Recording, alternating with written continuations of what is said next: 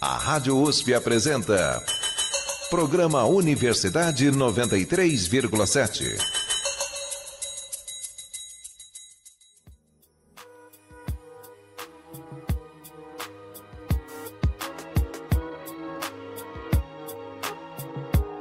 Especial Erika Hilton. Olá, ouvintes da Rádio USP. Eu sou a Vitória Pacheco e está começando um programa especial do Universidade 93.7. Hoje vamos falar de uma mulher que tem marcado presença na política, na mídia e até mesmo nas passarelas e capas de revista. É bastante provável que você já tenha ouvido falar nela e que esta voz soe familiar. Não aceitaremos chacota, ridicularização, piada, deboche. Acionaremos o Conselho de Ética e qualquer outra instância criminal contra qualquer parlamentar que tentar usar da nossa identidade ou da nossa orientação sexual para nos desqualificar. Sim, neste programa vamos falar de Erika Hilton, a primeira mulher trans na história do Brasil a ocupar o cargo de deputada federal. Em 2020, ela também foi a vereadora mais votada do país.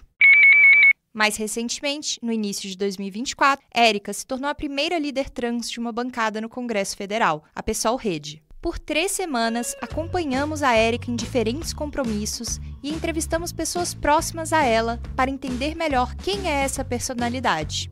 Ao longo do episódio, você ouvirá falas de amigos, colegas, fãs e outras pessoas do convívio da Erika. E claro, a Rádio USP também fez 2 entrevistas exclusivas com ela.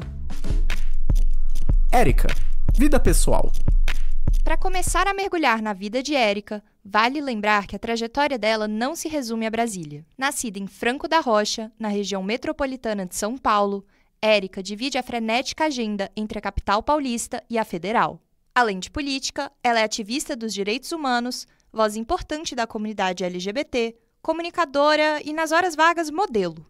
Mas primeiro, vamos falar de uma Erika que pouca gente conhece. A Erika fora das câmeras. Convidamos você, ouvinte, a mergulhar na vida e na rotina dessa figura pública e descobrir coisas que você provavelmente não imaginava sobre ela.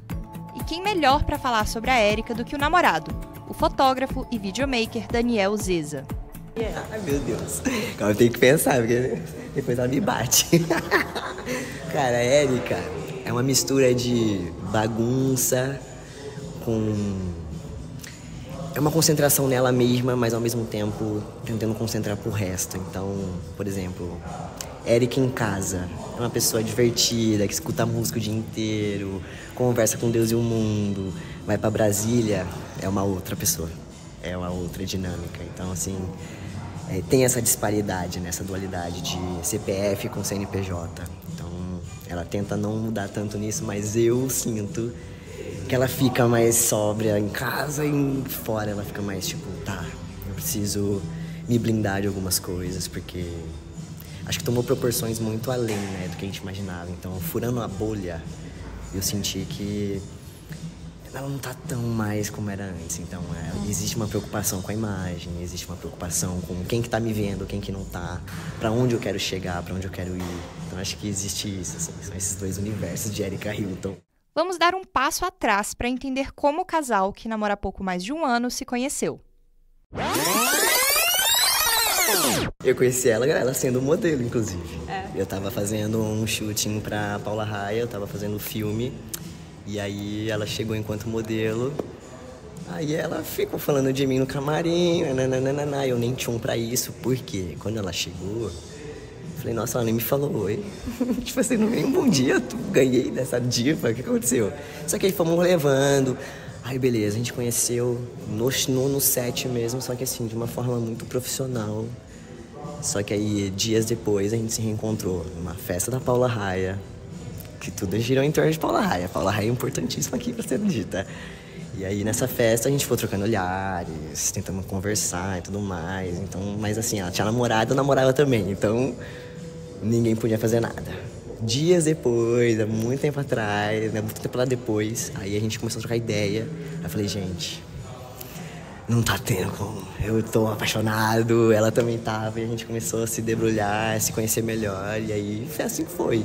Mesmo imersa em uma agenda conturbada, Érica gosta de tirar tempo para falar com os apoiadores. Quando ela tá, por exemplo, em Brasília, que tem essa figura mais séria, quando vem ela na rua, que ela é essa pessoa que abraça, que conversa, que dá atenção, ela vai lá, abraça, ela vai lá e vamos conversar, vamos trocar uma ideia, o que tá acontecendo. Então acho que a Érica é essa pessoa que dá atenção, ela te pega no colo, sabe? Então acho que as pessoas quando veem isso falam, nossa, mas eu não esperava isso dela. Então acho que é esse cuidado também, porque a gente fica um pouco intimidado, né? Mas acho que ela tira essa coisa do tipo, não me rele. Isso que o Daniel falou não é só conversa. A Érica realmente tira tempo do dia para manter contato com quem se inspira nela. Mas a Érica, ela é uma pessoa super flexível, é uma pessoa super humana, ela tá sempre tomando conta da gente, ela sempre manda mensagem, ela tá sempre interagindo com a gente, os assessores estão sempre à disposição. Esse que você acabou de ouvir é o Natan Ferreira. Ele é dono de um dos maiores fã-clubes dedicados à Érica, com mais de 120 mil seguidores no Instagram. Conversamos com o Natan em um evento que teve a presença da Érica. Na ocasião, Natan tinha viajado da Bahia, o estado de origem dele, até São Paulo para se encontrar com a deputada, que ele até chama de mãezinha. Contato pessoal com ela, com a Amanda Pascal, que é assessora e que é pré-candidata a vereadora aqui em São Paulo. Então, assim, eu só tenho muito a agradecer porque eu fui abraçado. Era um fã-clube e que eu não imaginava que ia chegar nessa proporção, o Erika Hilton Pride. Mas, assim, ela é totalmente maravilhosa, a gente consegue conversar. Eu, às vezes, quando eu tô nos dias tristes, mando mensagem, ela me responde. Então, assim, vai além da Érica política, vai uma Érica que é amiga, que é humana. E eu chamo ela carinhosamente de mãezinha, justamente pela intimidade e o afeto que ela nos permite ter. Quem vê a Érica séria na Câmara dos Deputados, talvez não imagine que alguém possa descrevê-la como brincalhona. Eu diria que ela é uma pessoa muito brincalhona. Ela é séria quando ela tem que ser séria, mas é uma pessoa super maravilhosa, é uma pessoa que você amaria estar em um rolê para conversar. Ela é a pessoa perfeita para estar num rolê para você conversar, falar sobre a sua vida, pedir conselho. Eu acho que a Érica, o que define ela é amiga. Ela é uma pessoa muito amiga. Agora, vamos conhecer outro lado de Érica, a modelo e figura pop. Érica, modelo e figura pop. Érica não faz política só no Congresso. Apaixonada por moda desde muito jovem, ela acredita que o mundo fashion também é espaço de luta por representatividade. Em 2023, desfilou no São Paulo Fashion Week e, naquele mesmo ano, fechou contrato com uma agência de modelos. A equipe da Rádio USP acompanhou uma sessão de fotos da Érica para conhecer mais essa face dela. A Érica, ela demanda, ela representa, ela tem todos os atributos que uma top model tem. Até porque eu acho que a demanda que ela entrega e o impacto que ela causa de ter a presença dela física nos lugares e o nome dela envolvido é igual e muito até maior do que o de uma top model. Porém, ela nunca nem pisou em Paris para desfilar. Então eu acho que a gente vive uma nova moda, a gente vive uma nova maneira de gerenciar e representar carreiras. A voz que você acabou de ouvir é do Fernando Herbert, o agente da Érica. Ele é coordenador do departamento de moda da agência Joy e trabalha como agente de modelos há 20 anos. O Fernando conta que precisou ensinar pouca coisa para a Érica. Ela já desfilava e fotografava muito bem. E claro, ela sempre acompanha de perto o universo da moda. A gente tem uma comunicação ótima, ela é muito inteligente, ela é muito focada, ela sabe o que ela quer, ela entende de moda, ela entende de estilo, ela gosta das marcas e ela é muito presente. Às vezes ela me liga do nada perguntando de uma coisa que você às vezes nem imagina que ela lembrava ou que ela queria ainda uma resposta, ela está sempre lá, pronta para participar. Para o Fernando, é importante ter pessoas como a Érica na passarela, representando a comunidade LGBT. A primeira instância, quando eu a conheci, primeiro que eu senti muita força, eu senti muito empoderamento, eu senti muita representatividade, porque eu acho que eu nunca olhei para uma figura que eu me identificasse tanto, igual eu me identifiquei quando eu a vi pela primeira vez falando e representando o nosso público, a nossa comunidade. Mas ao mesmo tempo eu enxerguei que era uma grande potencial beleza brasileira que um belo dia poderia estampar as grandes capas de revista. Talvez durante as falas do Fernando você tenha percebido que estava tocando música ao fundo. Pois é, a Érica costuma fazer os ensaios de fotos ouvindo alguma coisa. Aliás, a música está presente em todos os momentos da vida dela. É o que nos conta o Daniel Zeza, namorado da Érica, que você ouviu no início do programa. Acho que a única coisa que ela pede quando vai fotografar é uma música. Que ela escolhe, ela fala, eu preciso agora adentrar numa personagem aqui, vambora. Mas nunca pediu comida, tipo, precisa ter o camarim, nunca. A Érica, ela é muito, gente, tá tudo bem, nunca, nenhuma exigência, nunca ouvi. Ela é muito de boa. Qual o critério da escolha da música? Eu acho que vem muito desse lado de amar, vamos supor, Beyoncé. Se tudo tem que ver como é que é o mood do shooting também. Nem hoje é um mood mais sóbrio, uma coisa mais política. Talvez ela peça uma Solange, que é uma coisinha mais de boa. Talvez ela peça o Beyoncé, mas algumas músicas mais calmas. Agora, se é uma capa de, sei lá, bazar, aí... Ela, não, eu preciso agora entrar numa personagem absoluta aqui. Ela põe Beyoncé as mais pancadaria que tem e ela se joga. Eu acho que a música diz muito por ela, assim. Érica e música andam juntos sempre. Sempre. Nunca vi ela fazer coisa sem estar ouvindo música. Além da escolha da trilha musical, outra parte importante da preparação para uma sessão de fotos é a maquiagem. O Ronaldo Raza, maquiador da Érica em São Paulo, diz que ela é perfeccionista e que não se importa de ficar horas e horas se embelezando. É um momento, assim, é muito legal porque é um momento de transformação, né? Que às vezes, que nem no dia da parada, a gente começou a se arrumar às 6 horas da manhã.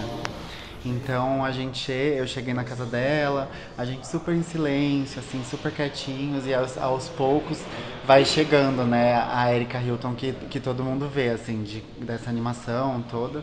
E ela ama essas produções, ela ama estar muito bem maquiada, muito bem arrumada. Então é um processo que ela gosta muito de participar, assim, não teve nenhuma vez que a gente estava fazendo e ela estava assim, de saco cheio de estar tendo que fazer aquilo. Ela gosta muito de fazer. E enquanto a gente está fazendo, ela está no celular assistindo vídeo de maquiagem, ela ama muito. Então eu acho que é um processo que ela gosta de fazer bastante parte, ela se faz muito presente também. E por falar em maquiagem, nós, da Rádio USP, conversamos com a Érica enquanto o Ronaldo a preparava. Ela falou que fazer ensaios de fotos e trabalhos de modelo é um verdadeiro alívio na rotina estressante. O trabalho em Brasília é um trabalho muito duro, muito difícil, muito cansativo, muito exaustivo, e eu não suportaria se eu precisasse viver só de Brasília e se eu fosse uma política tradicional comum, que só vivesse da política, que só vivesse para a política. Então, para mim, é sempre muito honroso, muito satisfatório e um bálsamo de alívio e paz poder fazer outras coisas, estar em outras coisas, enfim, contar minha história para outros veículos, existir para além da política, que é muito chato. Ela também destacou que sempre gostou de estar em frente às câmeras e que não se prepara para esses momentos, prefere ser espontânea. Eu acho que eu nasci para as câmeras. Eu acho que eu tenho muita tranquilidade, naturalidade, organicidade, tesão mesmo em fotografar, em gravar, em falar, em ser vista, a minha imagem. Então, para mim é algo extremamente natural. E o que você mais gosta em uma sessão de fotografia? Qual é a sua parte preferida? O que eu mais gosto em uma sessão de fotografia, minha parte preferida, acho que é as fotos, né? Acho que quando você começa a ver os resultados ali na tela, os cliques, eu gosto muito, assim. Eu acho que quando você vai vendo o resultado final da beleza, do styling, da luz, né? De todo isso que compõe o que é o momento de foto, ver as fotos pra mim são o momento que você vê a beleza ali, que você vê que tudo funcionou, a luz é boa, a foto é boa, a beleza tá boa, o cabelo tá bom, tá tudo bom. O resultado pra mim, eu acho que nem é o resultado, porque o resultado ele vem depois, porque essas fotos depois passam por um tratamento, mas eu acho que os cliques são os momentos mais alegres. Já em relação à moda, perguntamos de onde surgiu o interesse pelo assunto. Ela relembrou que ser modelo era um sonho de infância. Além de brincar de desfilar com as primas na casa da avó, Érica assistia ao desfile da Victoria's Secret uma vez por ano, quando ele era televisionado no Brasil. Minha mãe sempre foi uma mulher muito fashion, uma mulher muito vaidosa, se maquiava, se perfumava, tinha muitos looks. E eu era uma criança que era incentivada muito a estar sempre bonita, a usar roupas, etc. Então a moda sempre teve muito esse lugar de tipo, ai, quero me vestir, quero brincar de desfile, quero pegar as toalhas, os lençóis, fazer. E eu gostava de desenhar, eu gostava de ficar desenhando vestidos, assim, num caderno que eu tinha. E eu ficava desenhando vestidos como se eu fosse lançar coleções. Então eu sempre gostei muito de fazer isso. O sonho de infância virou realidade. Érica já estampou capas de revistas como Vogue, Bazar e Cláudia. Nas redes sociais, muitos apoiadores e fãs a chamam até mesmo de diva pop. A política não é mais aquela política que fede a naftalina, engavetada, velha, ultrapassada, dos gabinetes, antiquada, fechada, às 7 chaves, para que as pessoas não se identifiquem com elas. Estar nos espaços de moda, de beleza, de pop, de música, etc., eu acho que tem a ver com a jovialidade da política. E quando eu digo jovialidade, eu não estou nem dizendo isso a partir de um viés etário, de qual é a idade, a faixa etária das pessoas. Eu estou dizendo sobre renovar, repensar, trazer o frescor, trazer o novo, trazer o atual. Isso para mim que é pensar o jovem. Então eu acho que quando as pessoas criticam, elas não conseguem compreender o movimento todo que é feito.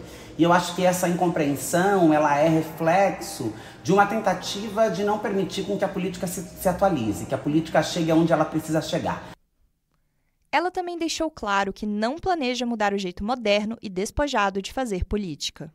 Ser pública é estar exposta às críticas. Quando são críticas dessa natureza, eu não me importo. Eu sei que elas viriam, eu estou pronta para elas e seguirei fazendo a política do meu jeito. É fazendo política do meu jeito que eu tenho os números de seguidores que eu tenho nas minhas redes, que eu trago a juventude para debater a política, que eu faço com que as pessoas se interessem pelo debate político, que eu faço com que setores que nunca olharam para a política passem a olhar para ela, porque entendem, a política não é um lugar de terno cinza, de linguagem chata e de gente uó. A política pode ser melhor e a política é melhor a partir dessas disputas que eu faço com outros espaços.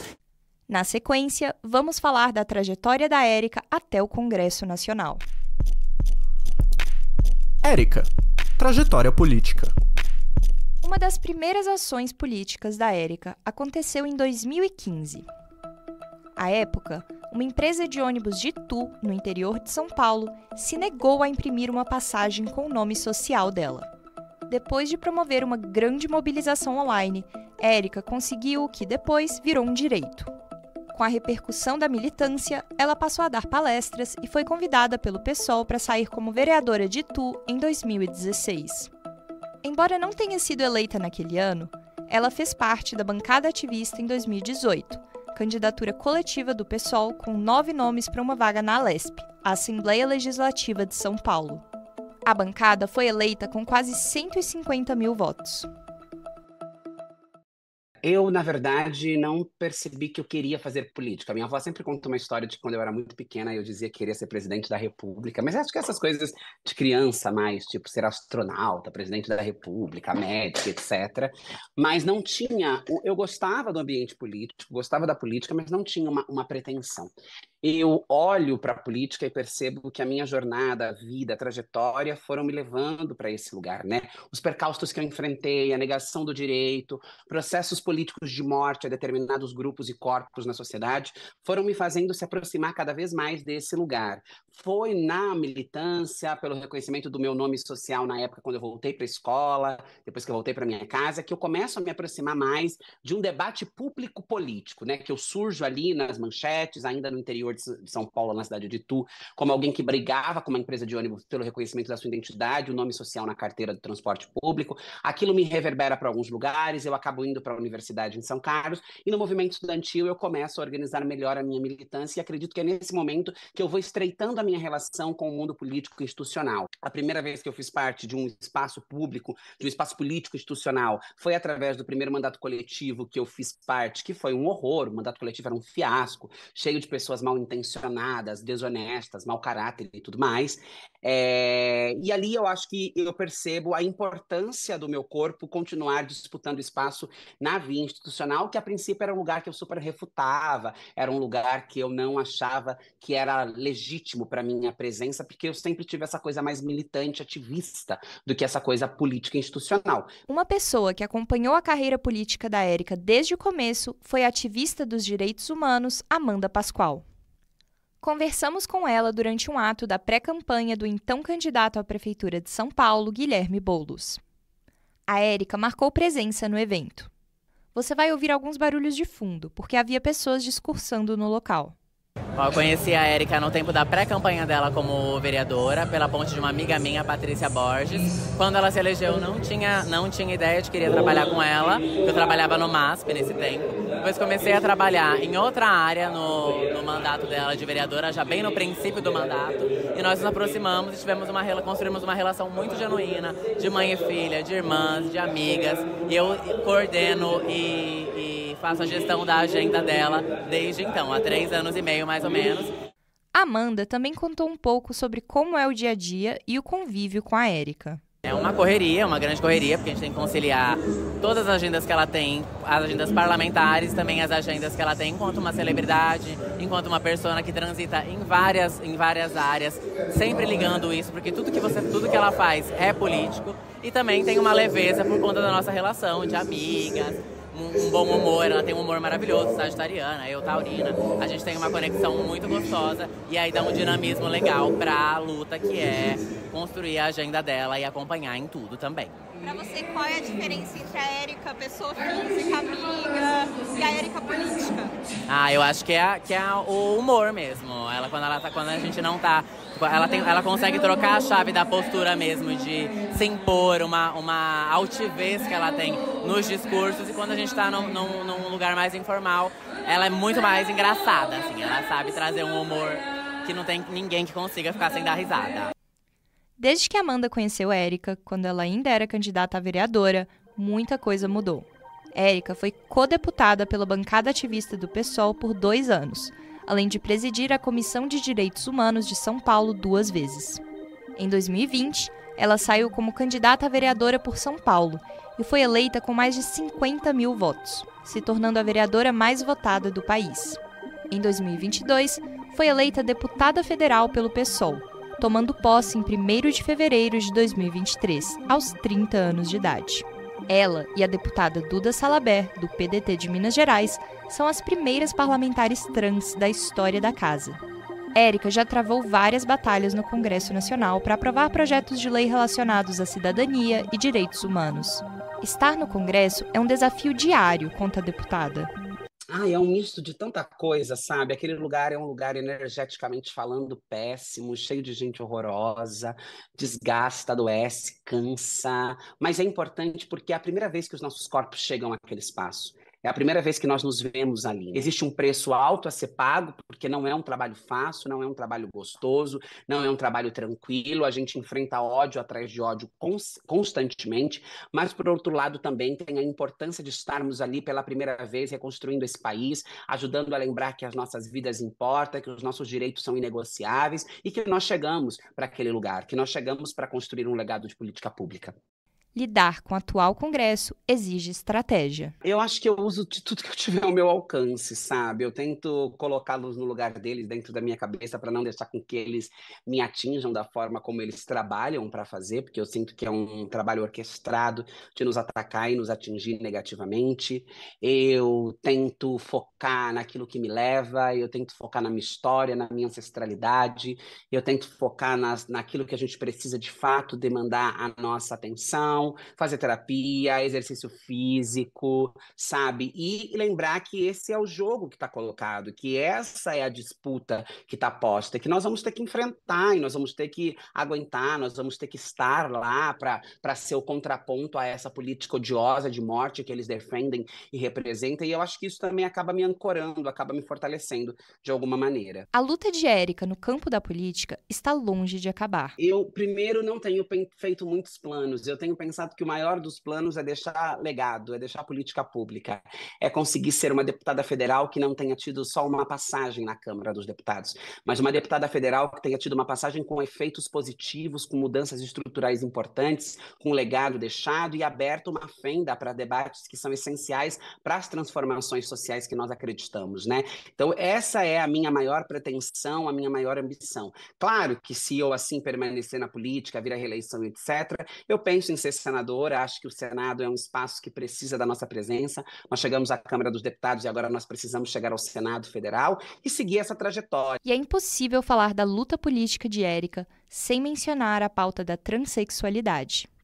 Falaremos mais sobre isso em alguns instantes. Érica, transexualidade e ativismo.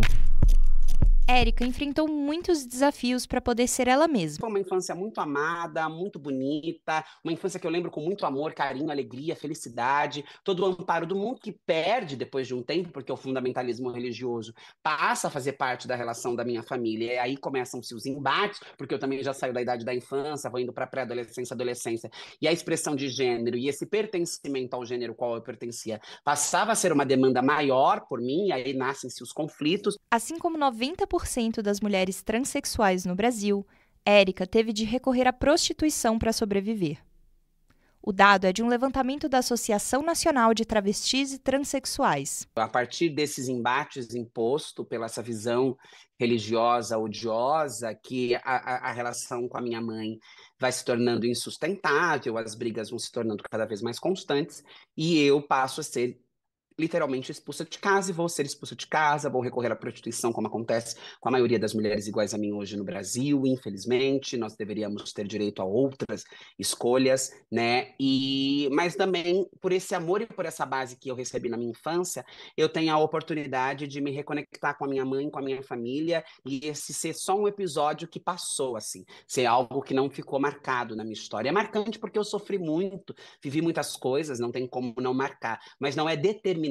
Eu acho que essa é a diferença. Não foi determinante, porque o amor e o carinho e a relação toda estava ali. É que o fundamentalismo tem uma capacidade de lavagem cerebral e de destruição muito poderosa. Então, ele teve esse poder de conseguir separar, né, quebrar um elo tão bonito e poderoso como era o meu elo com a minha família. Para Érica, ser ativista pelos direitos trans vai muito além do discurso. O ativismo me molda, o ativismo me estrutura e, obviamente, ele foi amadurecido, eu acho, ao longo dessa minha trajetória. Desde a briga pelo reconhecimento no transporte público até hoje, eu mudei muito a minha visão sobre determinadas coisas, eu mudei talvez muito a minha forma de fazer esse ativismo, porque hoje eu brigo com estruturas muito mais poderosas, mais fortes. Eu preciso de uma abordagem, uma roupagem diferente daquela que eu usava quando eu era aluna, universitário, secundarista, quando eu estava brigando só lá no interior de São Paulo, porque hoje eu quero construir legado, deixar política pública, e eu entendo que isso permeia e transita outros espaços e outros lugares, né? Por ter uma história parecida com a de tantas outras pessoas trans que enfrentaram diversas formas de desumanização e violência, Érica criou um laço forte com a comunidade. Nossa equipe foi até a última Marcha do Orgulho Trans, no centro de São Paulo, e perguntou às pessoas ali presentes o que a Érica representa para elas. É uma travesti preta com o microfone na mão e ocupando um lugar de poder, assim. Eu acho que isso significa muito para nossa sociedade, sabe? Pra gente, quanto pessoas trans. Enfim, eu acho importante ter corpos dissidentes em lugares de poder, sabe? Construindo uma narrativa diferente da que foi dada pra gente anteriormente, assim.